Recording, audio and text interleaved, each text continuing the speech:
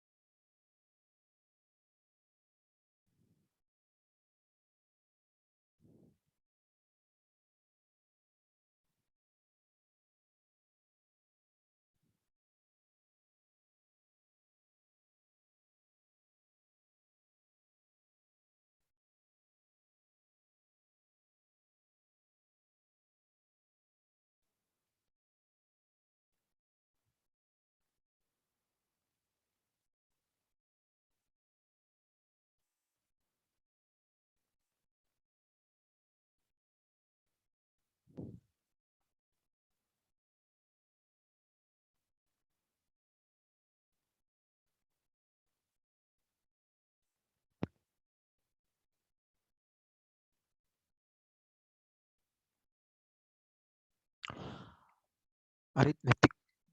progression kan ti chu number in dot sau zel atiang khan mai ta chuta chuan tram tram om thin ta ni tram kan tia entir nan khat ni thum hei ti hian om sau zel ta se ama saber hi first tram second tram third tram te khan sau zel ta ni first tram second tram third tram a khoi sonina aron zo ber thin tur chu engza tram nge om ti te engza tram nge om ti le engza tram na a nge a om ti kha kan zon ber tur chon thin ta ni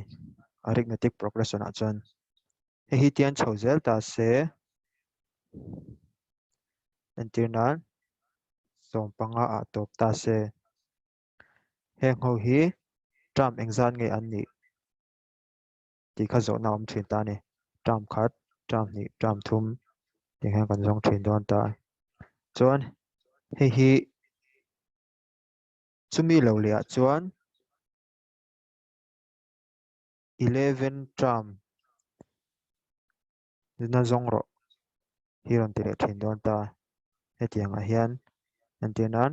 hi tian kal chho ta asom le pakhat na engza na nge tiang chi chumi lo le zo na kal thin chu engza an vai hian tian kal chho ta se engza tram nge an ni khatiang chi kha lo ni ta a ti chuan a hi first tram hi first tram d chu difference d chu difference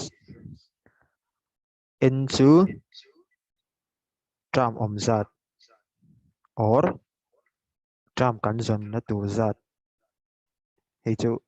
problem kan chok chho nga hriat mai anga chuan l om le ta l hi chu last tram tina last tram a pekin hemi formula hi man theia chuan hei ve thung chu s chu sum tina s chu sum tina nia hi sum ve thung a chuan heng ho hi in bel chho zel ta se engza nge niang khatiang zon na chi kha a sum ve thung hei chu a ngaya first tram d chu difference chuan difference hi zon dan chu second tram minus first tram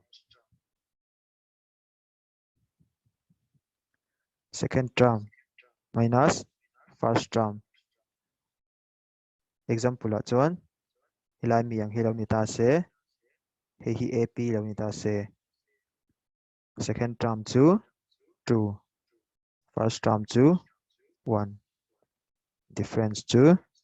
1 tina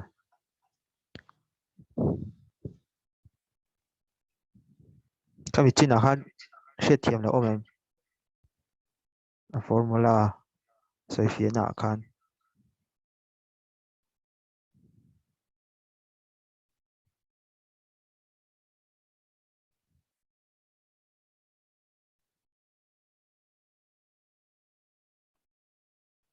lo ngai a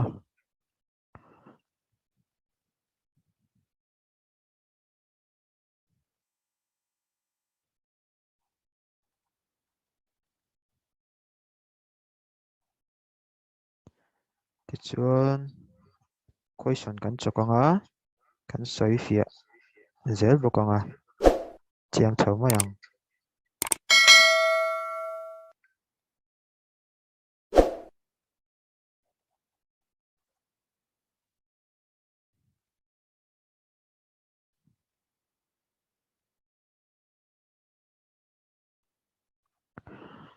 find the 10th term of AP ron titani AP kan ya arithmetic progression 12 17 22 tiene kal chho zel ta first term second term third term 10th term na exact nge ti zong ro ron tia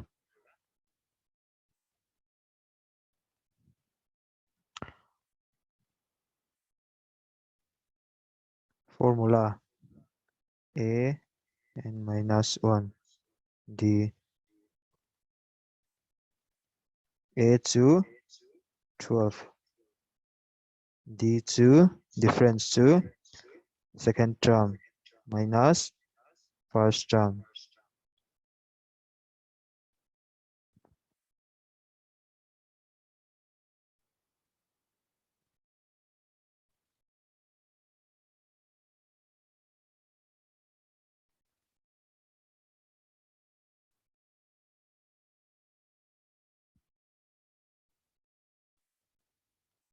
chuan kan Zirtur khi 10 term na in a term zat kan Zirtur term zat ron pek chuan in da thin tur ani ti chuan khi kan nei ta formula khian kan da lu tang a n chu 10 a chu 12 n chu 10 kan ti to d chu 5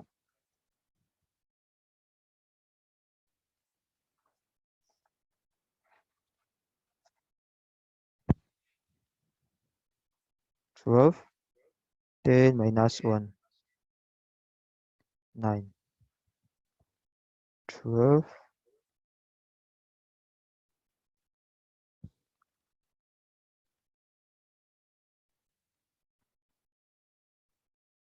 a 10 term na chu samnga le pasari ni tani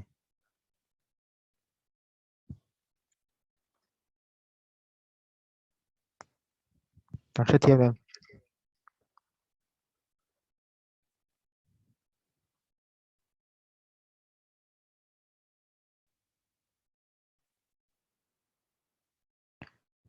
hre thiam lo chuan ron soi a Sir, China formula when you talk about in an is equal to a plus within bracket n minus l t kan n minus 1 ani le de isi formula kan ziak sual nge n n minus 1 minus ti 1 tur n minus l ni lo mo oh n l ni kan minus lo 1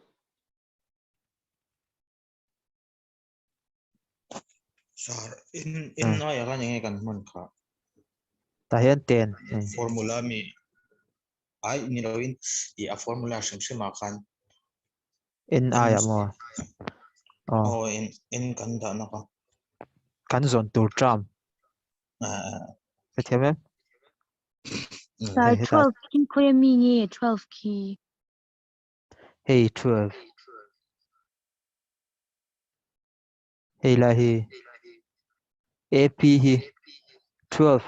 17 22 tro chuan a first term chu 12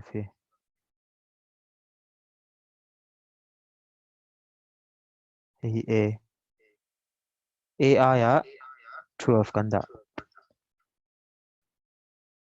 cái thiam em À ô sẽ thiam. hey formula ai á 12 kan này á hey lại mi lạc mấy tur ama sabiar kha first term to a equal to 12 d second term minus first term 5 fellow chok ta chuan n chu kan zon tur term ha question a chuan 10 term a 10 na chiar chho zel te la hi somna engei omang tir aron neta aron zot ta chu ena kan da ta ni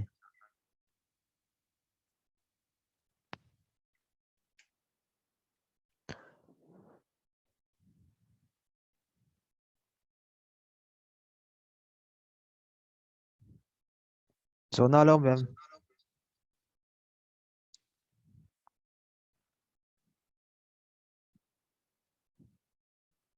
lo ngai next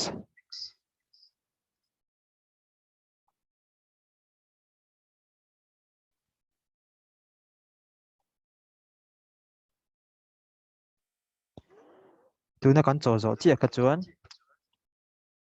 a tram zat kan zon tu tram zat aron petani somna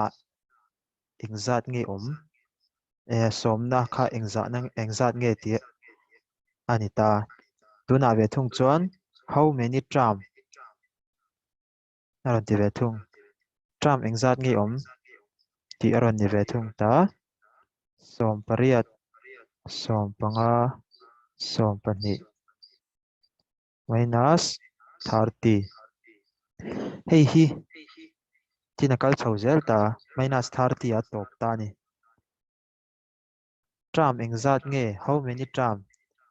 first term ania second term ania third term khat ni thum li ngaruk sari ret ko som thum minus 30 thleng hin ta ni khami a tram zat kha zon tur ni thung ta tiang kal chho zel ta se som thum thleng hian engza tram na nge engza tram nge tiaron zot ta ni heta chuan wa how many tram heta thung chuan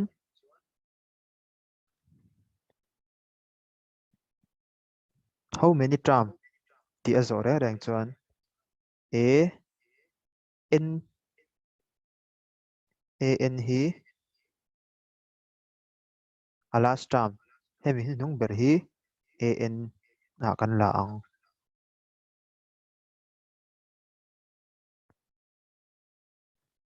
a chu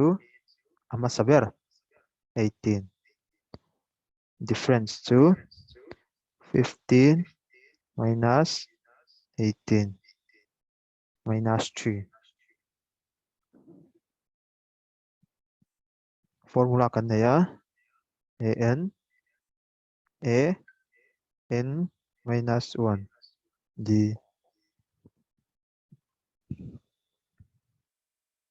ta hian kan da lu tang an chu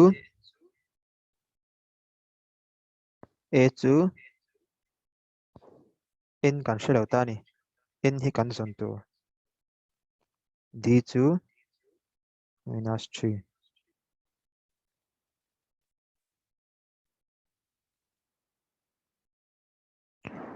Bracket kan chia tanga 3 hian n hi punti rang 3n dash 3 minus 2 plus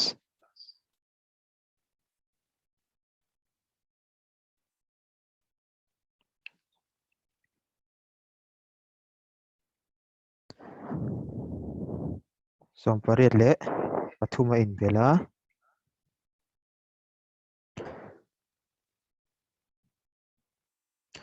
chuan n hi kan Zirtur ani wangin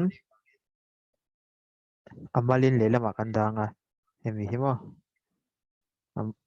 chuan 21 hi n na bula velo wangin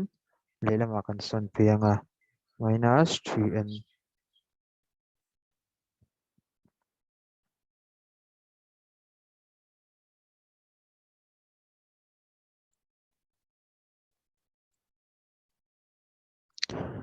minus le minus ang kata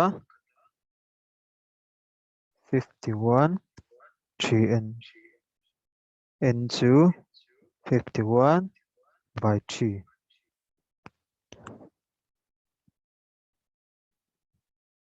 hi chotet le thaya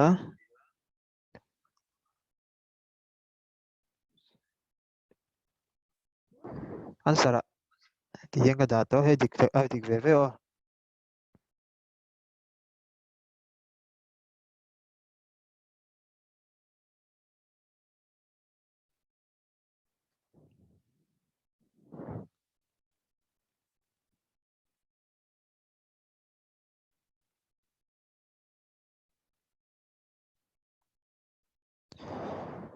hriat thiam lo mem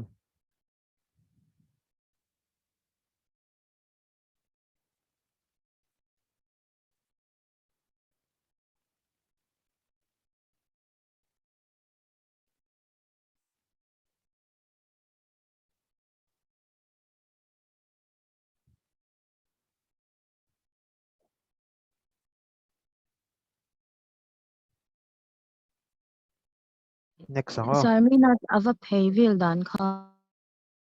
hey mo Oh khatyang lai will kha. hey plus tro le lama ba phaya minus chu zong chu So an equal to bulami kha va thak le ngai shan lo tin na mi noi mi po hey hi kha. mo Mm. hey minus 30 hi chu mo Mm. left hand side lama a sa a tha ka ngai lo hun tha kho ka assign na in change ang Okay. Mm.